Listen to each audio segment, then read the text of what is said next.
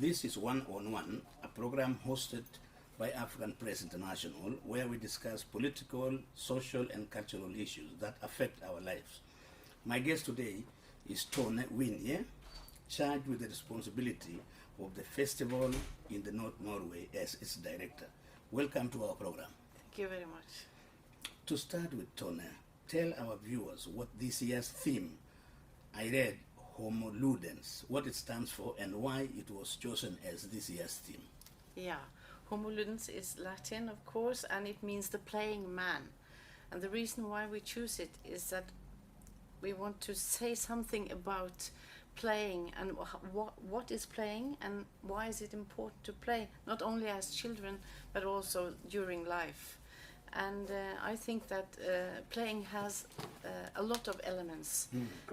People play all over the world, despite war, despite peace, despite happiness, sorrow. I think playing is something that we could do to comfort ourselves and also very much to investigate new thoughts.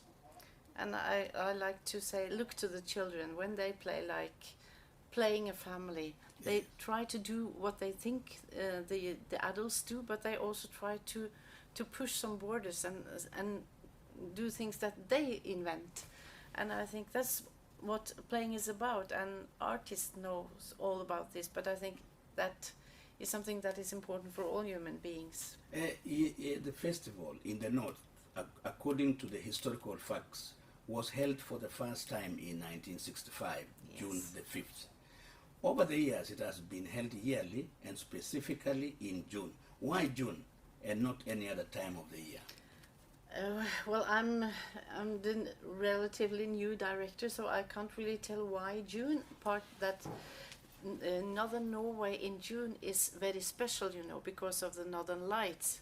So it could be done during the dark season, but it's a very special adventure. Is it mainly because of the light? Yeah, well, I would guess so. At least all visiting artists, they are totally amazed because people around the world don't know about this light, and then they are both amazed and confused because the night never comes, you know. So they, like one artist 2 years ago, she never went to bed. She never understood when to go to bed. I have been reading the reports throughout the past years, and I've seen success. Can you tell our viewers who organizes and how you fund the festival in order to become a success as it has been through the years? Yeah. Well, the success depends on the people doing the work. I took over 2 years ago, so my ambition is, of course, to follow up what the previous directors have done. But we are very lucky because in Norway we have a big deal of national funding. So the culture department of Norway is giving us a lot of money, and then also the communities. Can you elaborate when you say the culture? People from abroad will, culture is culture. Are you talking about the cultural people? Are you talking about the government? Are you talking about the ministry? Yeah. What can you elaborate? Talking about the culture ministry of Norway. They are giving out a lot of official money to different festivals. Amongst them is us. So we receive a lot of money from the culture ministry, but also from the county in the northern Norway, and cooperators and sponsors also. Yeah, we understand that the festival was like kind of when it started a big northern Norwegian song music competition on voluntary basis. With jazz as the main ingredient. What has made the festival change over the years, and why was Harstad picked as the venue? To begin with your last question, it was started by people in Harstad who saw that the northern part of Norway didn't have any big festival, so it really it was a lack of that 50 years ago. Next year we're actually celebrating our 50th anniversary. That means we are one of the oldest festivals in Norway and in Northern Europe. And it started very much as a meeting between amateur and professionals. and not actually with jazz, but more with the classical music. So there were some great forethinkers in the late 60s who from Harstad who started this, and then the snowball has rolled ever since. Now, in the modern age of the 21st century, some new ingredients have been included in the program. I saw the other day when I went to your websites and so on. This includes concerts, film, exhibitions. That is what I mean, is pictures and sculptures and many others. Can you tell us more about this? Yes, because I think we are very lucky to be a festival that can pick from all genres. We believe that the art is like that. The artist doesn't want to be only jazz or only film. If we see today, artists meet crossing different borders, cultural borders, so to speak. So I think the answer is we're doing this because that really mirrors what art is about, and we are lucky that we can do it. Culture is a very important factor in our lives. In 1974, you used to have what you called making a district in cultural sense of the word. That was giving a Norwegian municipality opportunity to demonstrate the municipality's cultural qualities.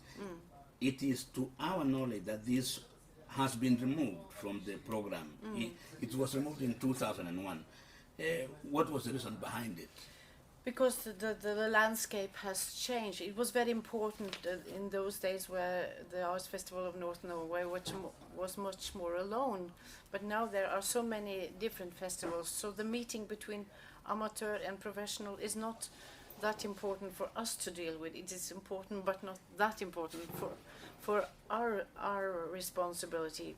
Today we think that it's much more important that we use our muscles to bring like artists from abroad.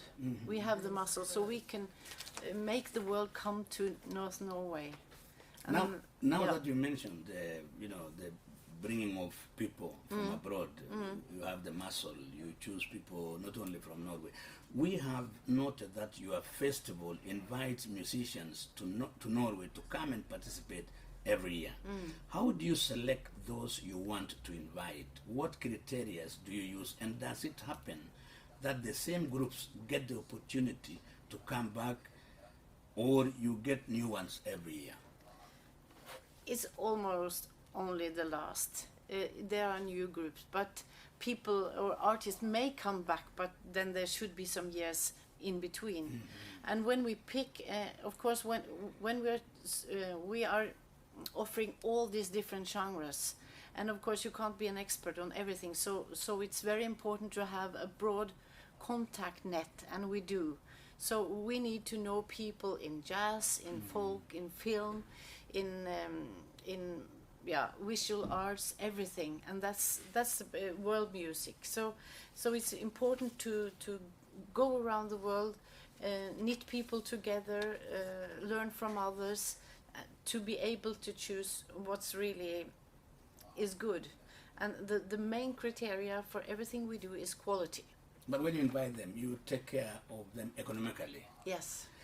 When your committee or whoever is the one responsible decides to invite these musicians from other countries, do you have a process that gives the musicians in those countries opportunity to compete on who should represent their country? No, not really. That's not the way we're thinking. We're not any longer representing all communities in Norway. We're not representing different countries in the world. What we do want is a broadness in expressions, in geography, in genders, everything. But not. This is not sort of like the Eurovision Song Contest. One song from every country. It's not like that. It's supposed to be vivid and important and inclusive, but and different things. When you bring these people, do you feel Norwegians get anything out of it? Yes, we really get a lot of great response, and the most important response is, of course, that the audience come to see or to listen or to take part. But they learn something about these cultures, because when they come Yeah. from abroad, I see the one from Mali. When he comes and sings or she, It's difficult to measure, of course, but when people experience artists from all over the world, I myself really believe that does something to you about how you think about the world. Instead of not instead of only experience Norwegian artists, for example, you can go to the arts festival and see a lot of different things, and I think that does something to people. But it's difficult to measure, of course. you have had festival tour and youth cultural arrangements in the program. I noted in your Yeah, that's your right. site. What value and impact does it have that contributes to the festival success?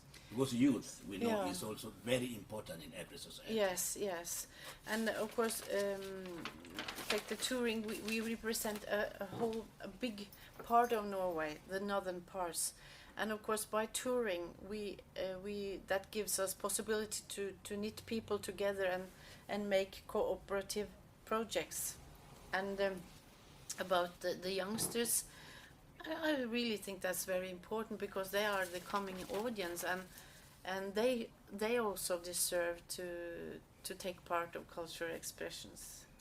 This year, you have good musicians from Africa. Yes. I've been listening to their music. Rokia Traore and this group called Makumbe group. How did you get to them, and what is the purpose of wanting to display their type of music to the people of Norway this year? There is a big musical gathering called Boomax. It's a world music exposition that goes on every year, and people in the music business comes together, and there are showcases where we can listen to the artists, and of course you can go to other masses as well, but this is one important place where I get the chance to meet different artists. When it's about Rokia Traore, I happen to have heard her earlier and recorded her earlier also.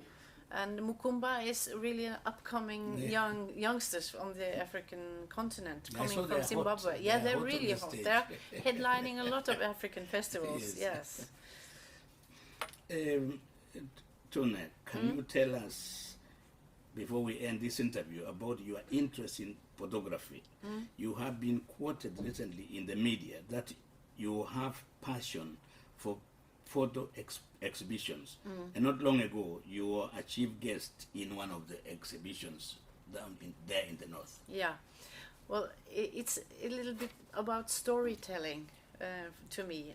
I love photos, and I also love visual arts, because that's different persons interpreting the world, what they see in nature. I myself, I'm an amateur photographer. I like it very much to try to see through the camera and see, maybe put other angles than when you only use your eyes. So it's a little bit about storytelling, I think, my love for photography and visual arts. To wind up this interview, Tone, what message do you have for the people interested in this year's festival? The general public. Take a chance and come and play with us. That sums it up. And then what is the duration? It's 1 week, from 22nd of June to the 29th of June, and you get a lot of different art expressions. You get lovely music from all over the world. You get visual arts. You get films, a lot of things, and plus that you also get the beautiful North Norwegian nature, which is really amazing, and of course the midnight sun. Thank you for making this interview possible, Tone. We wish you success in your goal for this year's arrangement. Thank you very much. Thank you. Thank you, Sam. Thank you.